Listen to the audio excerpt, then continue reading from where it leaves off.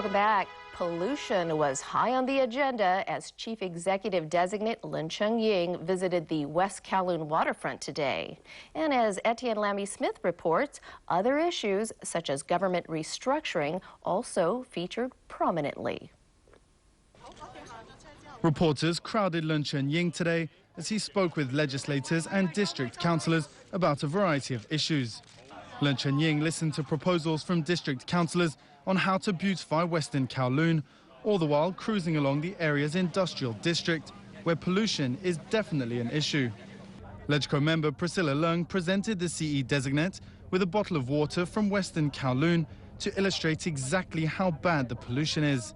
Leung rounded out his tour with 2 stops, one at the Hong Ham waterfront promenade, where he spoke with residents there, and then at the school in Hong Ham, where he addressed housing concerns of members of the middle class. Another issue he faces, the upcoming anniversary of the Tiananmen Square crackdown.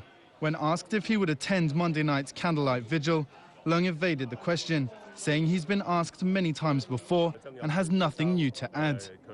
As for his proposals to restructure the government, former National People's Congress member Ng Hong Man waded in today.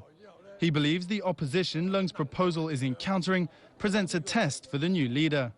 Etienne Lamy-Smith, TVB News.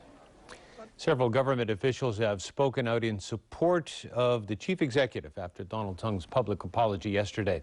Secretary for Development Carrie Lam wants this to mark the end of the overseas expenses scandal. Etienne Lamy-Smith again. The outgoing chief executive publicly accepted responsibility and made what he called a heartfelt apology for his spending on official overseas trips. But for some, that's not enough.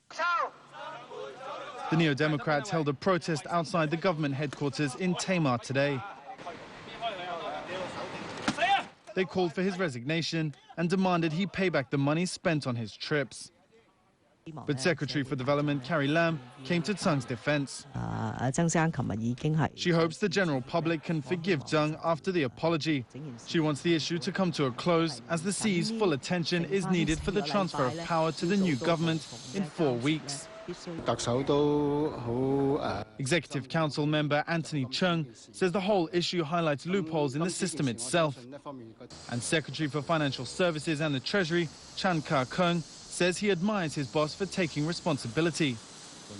Chan also came under fire himself for spending up to $2 million on more than 40 trips in the past 5 years.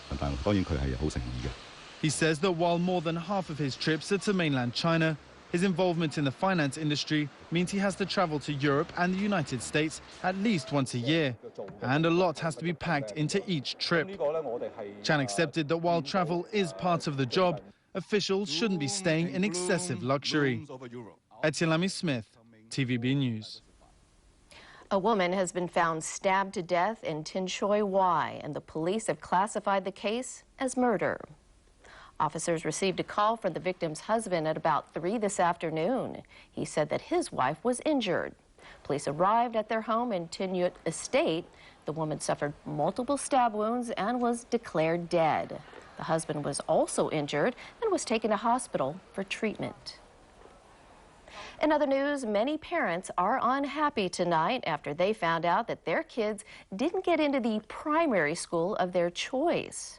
According to the Central Allocation for Primary 1 admission, the number of children admitted to their top 3 choices is the lowest in 10 years' time. Evelina Lung reports. A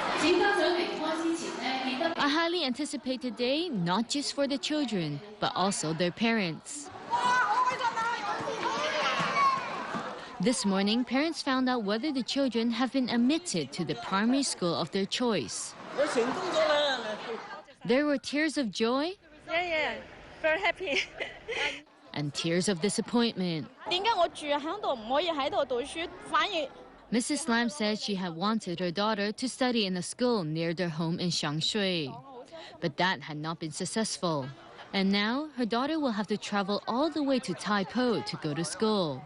More than 72% of the children were allocated to schools of the first 3 choices. This is the lowest percentage in the past 10 years. Some schools like this one here in Kowloon say there has been an increase in applicants for Primary 1 this year. It was a similar story in the New Territories. About 1,400 mainland children applied to study in local primary schools this year. The Education Bureau has already increased the number of classes, but there's still a lack of places, especially in the North District. Chan Siu-hong, principal of a primary school in Shangshui, said there aren't enough school places for all the children who lived in the district in the new academic year. He believes the situation will worsen next year and more children